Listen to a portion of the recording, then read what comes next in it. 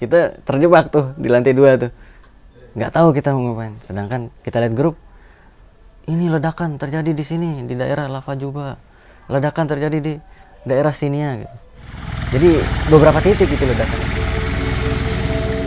Perang saudara yang pecah di Sudan sejak pertengahan April 2023 kemarin berdampak pada warga negara Indonesia atau WNI termasuk mahasiswa asal Provinsi NTB yang sedang menuntut ilmu di negara tersebut. Imbas dari perang Sudan itu, seluruh mahasiswa NTB dipulangkan untuk menghindari jatuhnya korban jiwa. Fajrul Haq, seorang mahasiswa asal Kekalik, Kota Mataram, bertutur soal kengerian perang antar militer Sudan tersebut. Mahasiswa semester 5 jurusan Syariah dan Hukum di kampus International University of Africa di kota Khartoum itu pertama kali mendengar desing peluru dan bom pada tanggal 15 April 2023. Saat itu ia sedang masuk pelajaran balaghah bersama beberapa temannya pada hari Sabtu sekitar jam 9 pagi waktu setempat. Awalnya suara tembakan itu disangka tembakan peringatan yang hanya sebentar. Namun ternyata suara tembakan terus-menerus terjadi dengan intensitas yang semakin sering. Di malam hari pada saat perang pertama kali pecah, ia memberanikan diri berjalan ke asrama untuk mencari perlindungan. Sebab asrama mahasiswa adalah titik yang paling aman untuk berlindung, karena militer tidak akan menyerang lokasi pendidikan atau tempat tinggal warga negara asing. Berikut cerita lengkap dari Fajrul Haq di rumahnya di BTN Kekalik, Kota Mataram, Rabu 3 Mei kemarin. Pertama, kita nih nggak tahu menahu nih bakal ada terjadi. Biasanya di Sudan itu sebelum demo itu pasti ada pengumuman misalnya harap berhati-hati bakal ada demo yang terjadi di daerah sini sampai sini, seperti itu. Biasanya seperti itu. Nah, jadi kita waktu itu nggak tahu menahu gitu, masih aman nih, terus juga masih santai lah itu, belajar mengajarnya masih oke, masih aman. Nah, tiba-tiba waktu itu saya tanggal 15 April 2023 itu saya sama tiga teman saya itu kan lagi belajar balaghah itu bersama Kiai Ribut Nur Huda. Itu belajar balaghah di markas Lugoh yang di atas tempat penjualan roti itu. Nah, tiba-tiba sedang asik belajar ada suara tembakan. Ini kayaknya tembakan ya bakal berhentilah. Bentar lagi 10 menit berhentilah tembakan, kata saya. Lanjut belajar sama Kiai Ribut tuh. Loh, kok bukan suara AK lagi yang kedengeran. Tapi bom. Suara bom, suara basoka. Siang atau malam itu? Itu siang, Pak. Siang sekitar jam-jam 9 pagi, Pak. 9 pagi. Nah, 9 pagi itu kayak gitu kan. Lah, kok ini makin serius ini. Kita berhenti sejenak tuh. Kita lihat keluar. Orang-orang yang di pasar, kita lihat kan, kita dari lantai 2 tuh. Kita lihat orang-orang yang di pasar udah pada hilang. Orang-orang yang jalan udah makin sedikit. Yang biasanya angkot yang Sudan itu pada ngetem, pada berhenti, itu udah nggak ada lagi di sana. Kenapa nih kan? Pada bingung. Kita terjebak tuh di lantai 2 tuh. Nggak tahu kita mau ngapain. Sedangkan kita lihat grup, ini ledakan terjadi di sini, di daerah Lava Juba. Ledakan terjadi di daerah Sinia gitu. Jadi beberapa titik itu ledakan itu, Pak. Kayak gitu. Jadi itu kita terjebak di situ sampai jam 2 siang lah, Pak. Sampai jam 2 siang itu kebetulan juga kayaknya seluruh Sudan tuh mati lampu, Pak. Pada saat itu? Mati listrik, ya pada saat itu. Jadi ya kita beranikan diri lah, soalnya mau nggak mau kita harus keluar dari lantai 2 itu. Mau nggak mau kita jalan menuju Arkawit, daerah Arkawit itu. Nah, daerah Arkawit itu kan saat itu masih Ramadan tuh. Kita juga sempat bingung, Pak. Ini kok tentara Sudan nih dia perang pas Ramadan. Bukan yang Ramadan kan bulan yang mulia gitu kan, bulan puasa gitu kan, kayak gitu. Ya, seperti itu. Habis itu sambil nunggu buka puasa, nah saya habis buka puasa itu saya beranikan sendiri, saya jalan ke asrama. Asrama itu ya bahasanya titik aman lah Pak.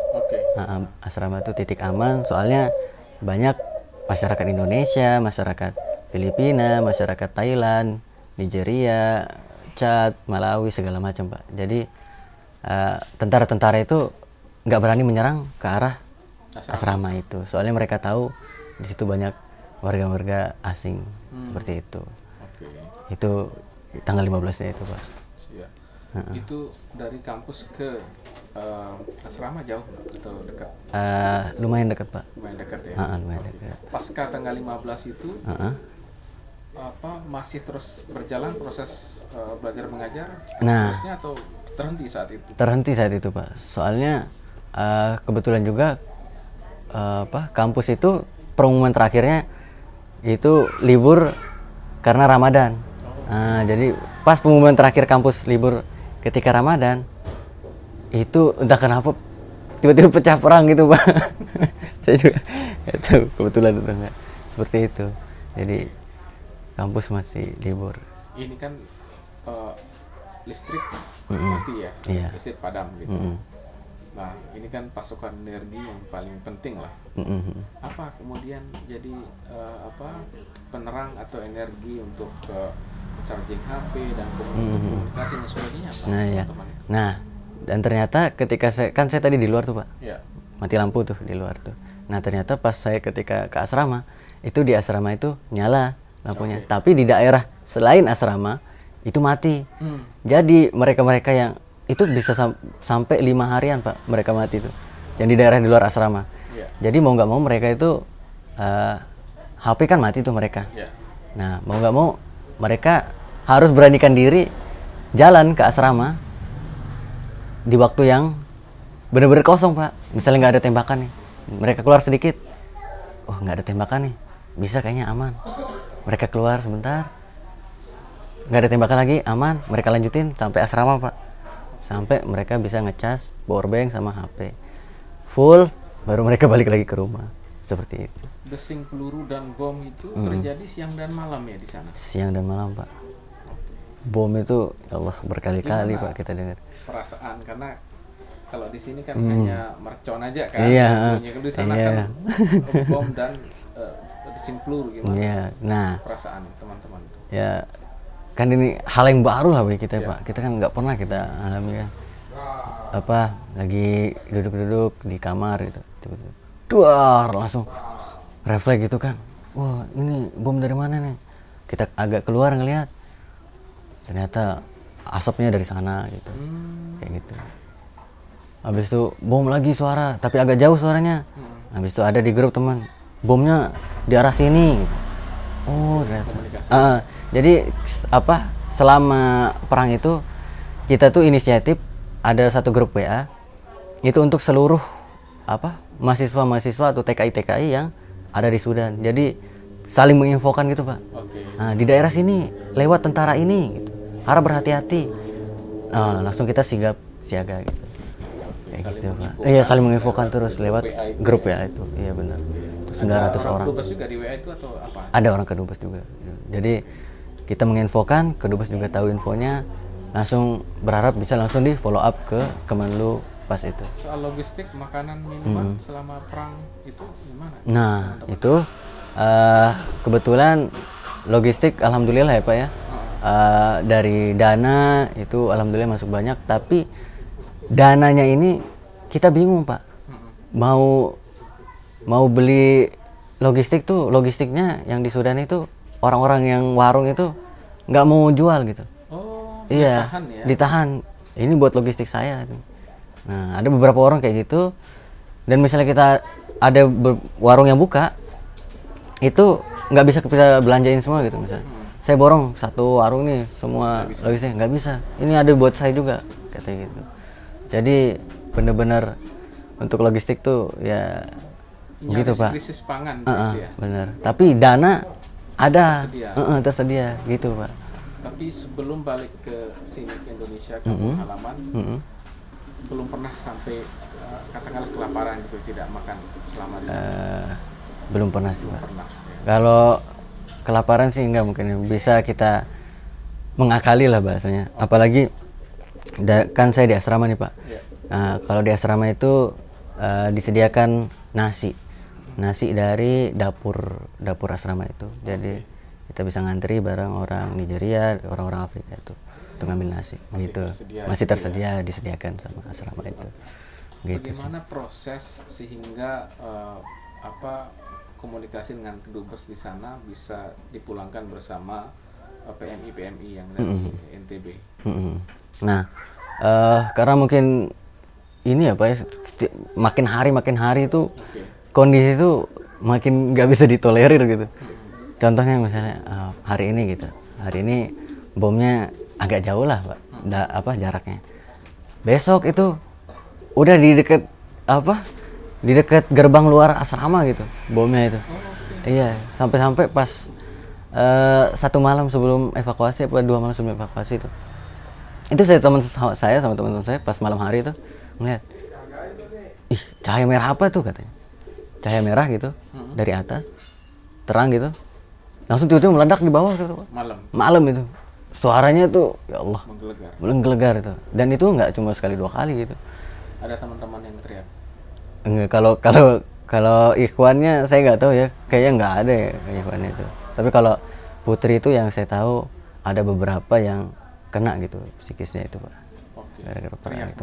Iya teriak. Apalagi mereka kan yang putri, mereka diungsikan di satu tempat gitu Pak, aula gitu.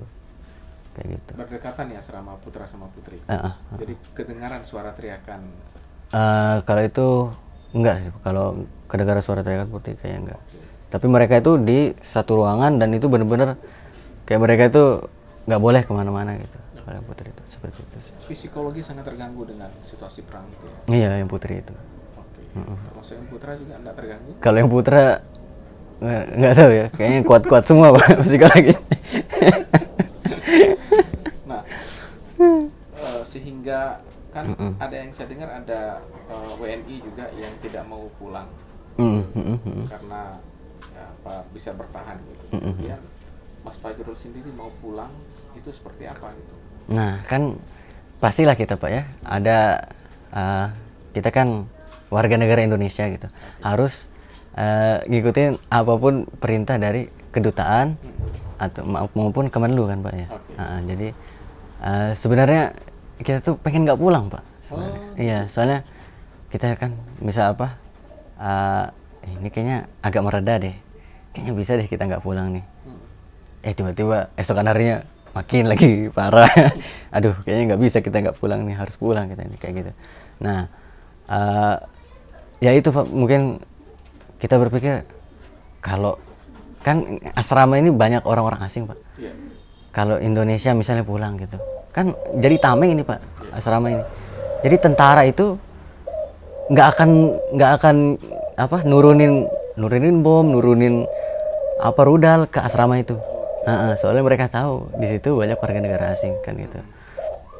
Jadi selama masih ada orang di asrama itu, insya Allah aman, kayak gitulah prinsip yang kita jadi aman lah itu kita bilang kita di markas. Nah tapi lama kelamaan peluru nyasar juga lumayan sering gitu di asrama itu. Jadi kayak semakin diperkecil gitu Pak.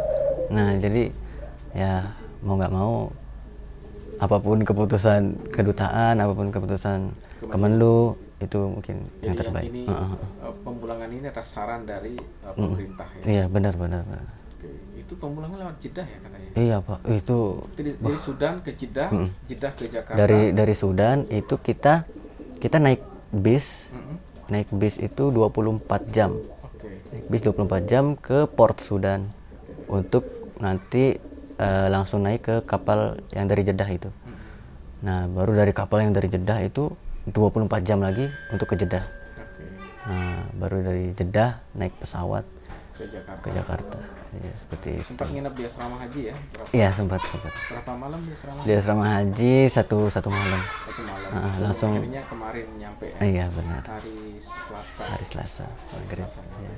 Dan itu proses evakuasinya sih bener-bener Pak itu menegangkan. Dari kita keluar asrama itu kan jam 2 subuh kita jalan itu Pak. Soalnya kita tahu tentara-tentara itu istirahat jam segitu. Jadi kita yakin aja gitu. Nggak ada yang mengawal sebenarnya pas evakuasi itu. Nggak ada. Cuma kita mahasiswa aja jalan udah ke tempat checkpointnya, di mana nanti bis itu datang. Dari asrama ke port itu kan 24 jam ya. Iya, naik bis. Perjalanan ada kekhawatiran akan mungkin ada peluru nyasar segala macam. Bener-bener. Kan dari perjalanan kita itu, Pak, dari Sudan ke Port Sudan itu ada 15 titik pemeriksaan, Pak. Jadi yang meriksa kita itu ada tentara yang RSF yang meriksa, ada yang tentara Burhan yang meriksa, yang militer aslinya. Jadi kedua belah pihak nih dua-duanya memeriksa kita gitu. Iya kayak gitu. Di titik ini berhenti. Kan kebetulan bis yang ditumpangi Indonesia itu dikasih bendera Indonesia, Pak. Di bisnya, depan bisnya. Jadi tentara Sudan tuh mengerti, langsung buka bisnya tentara Sudan tuh. Ke-47 dia masuk bis itu. Tapi bawa senjata. Bawa senjata masuk. Assalamualaikum Indonesia kulo. Ayo Indonesia kulo yamu. Indonesia semua nih katanya. Iya, semua Indonesia. Ayo kelas arkab katanya. Ayo udah jalan katanya. Dan itu kedua belah pihak, Pak, yang meriksa kita. Ya Allah, mana bawa ke-47 di belakang. Kita aja udah pasrah aja dah itu. Ada rasa gentar ya kita berhadapan dengan orang bersenjata. Iya benar. Itu depan kampus aja. Mereka itu nenteng RPG itu. Yang bazooka itu. Udah kayak nenteng tas biasa itu. Kayak ya Allah, berbicara. Nah, sekarang setelah nyampe di sini, apa yang ingin dilakukan terkait dengan studi gitu? Apakah ingin menunggu Sudan kondusif kemudian berangkat lagi ke sana atau ada alternatif lain? Nah, kita ya berharap yang terbaik. Yang pertama berharap yang terbaik ya buat Sudan ya. Semoga konflik di sana cepat mereda, semoga kedua belah pihak militer cepat redam egonya, bisa saling berdamai, dan rekonstruksi bangunan-bangunan yang penting juga di sana kan banyak yang hancur tuh, Pak. Bangunan penting kayak tempat ijazah, itu ijazah pada kebakar semua itu. Jadi yang udah lulus itu ijazahnya nggak bisa diambil karena gedungnya kebakar. Itu semoga rekonstruksinya cepat. Terus juga untuk pemerintah di Indonesia mungkin ada solusinya gitu untuk kita gitu. Kita bisa untuk lanjutin studi di univ Indonesia yang lain misalnya. Gitu. Ya. Tapi keinginan kecil Mas Fajrul ingin kembali ke Sudan. Jika aman, insya Allah kembali saya. Ketika belum memungkinkan ke sana, ada plan B. Plan B-nya itu ingin kuliah di dalam negeri. Jadi sambil menunggu, nggak mungkin kita nggak ada kesibukan gitu, Pak. Jadi mungkin kita isi bisa dari mungkin belajar mungkin di Jawa, memperdalam lagi kitab-kitabnya, memperdalam lagi bahasa Arabnya, seperti itu, sehingga nanti memang balik ke Sudan itu ya lebih matang lagi, Pak. Apalagi kan langsung skripsi gitu kan, langsung skripsi nyusun skripsi, jadi bisa langsung cepat gitu. Itu sih, Pak. Selama waktu pertama kali konflik pecah, apa komunikasi dengan orang tua? Itu agak susah ya, Pak ya, komunikasi dengan orang tua. Saya belum tuh konflik pecah itu. Saya belum kasih tahu orang tua. Bener-bener ini nih harus diberitahukan gitu. Jangan sampai orang tua tuh tahu pertama itu dari berita itu. Saya nggak mau itu. Soalnya nanti kalau orang tua tahu pertama ya di berita, apalagi ibu kan, ibu itu bener-bener panik. Anak saya nih kok nggak nelpon anak saya nih. Gitu. Jadi ya karena memang udah bom di mana-mana gitu. Ya udah bismillah lah kabarin. Mana sambil nelpon itu sambil video call sama ibu sama abah itu ada backsound bazooka-nya ledakannya, jadi mau nutup speaker tetap kedengeran gitu. Ya mau gimana lagi kayak gitu sih, Pak. Jadi ya udah nggak usah panik ibu abah, insya Allah aman, insya Allah gitu sih. Nenangin keluarga sih itu. Tapi keluarga ingin pulang sebenarnya. Iya benar. Sekarang kosong asrama.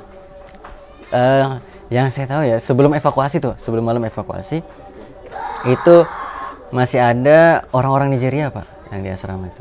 Orang Nigeria sama orang Filipina itu masih, sama orang-orang Afrika lainnya mungkin gitu. Tapi Somalia itu sudah beberapa yang pulang, negara Chad juga udah beberapa yang pulang, Malawi juga udah beberapa seperti itu juga. Iya. Kalau Indonesia udah semua di asrama. Semua itu langsung bergerak itu. Ya, yang terakhir itu apa namanya, komunikasi dengan teman-teman untuk saling menguatkan di NTB seperti apa? Misalnya punya grup WA ya. Apa keinginan mereka teman-temannya yang gitu? Iya. Mungkin ada saja yang trauma yang terus nggak mau balik gitu atau apa mungkin. Nah ya. Komunikasi. Jadi pertama komunikasi sama teman-teman tuh siapa nih yang benar-benar misalnya nanti udah diinfokan aman, sudah bisa melanjutkan studi lagi gitu. Siapa nih yang kira-kira mau balik? Nah, rata-rata itu jawabannya yang mau balik itu ya yang semester 5 ya sama yang semester 7. Ya sudah sebentar lagi. Nah, untuk yang adik-adik kelas kita yang masih semester 1, masih baru pertama gitu. Itu mereka enggak kayaknya. Saya enggak balik. Saya mau lanjut di Indonesia katanya. itu sudah. Tapi kakak-kakaknya nih yang semester 5, yang semester 7 yang udah tinggal sedikit lagi Pak perjalanan tuh. Okay. Iya. Emang gitu ya. Iya, emang.